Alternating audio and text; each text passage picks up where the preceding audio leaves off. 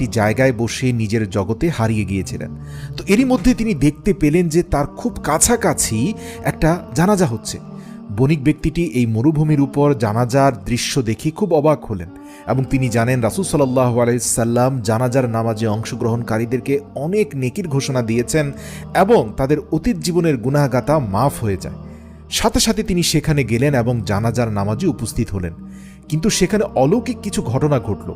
তিনি সেই জানাজার নামাজে উপস্থিত হওয়ার পর পেছনে ফিরে দেখলেন যতদূর চোখ যায় লক্ষ লক্ষ মানুষ সেই জানাজায় উপস্থিত হয়েছে।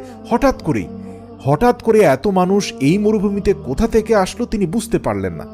তারপর তিনি সামনে তাকালেন, দেখলেন যে হুজুর জানাজার নামাজের তাকবীর পড়ছেন।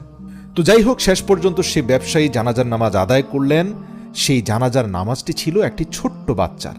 জানাজার নামাজ আদায় করার পর বাচ্চাটির বাবা উচ্চস্বরে বলতে লাগলো, এক আদম সন্তান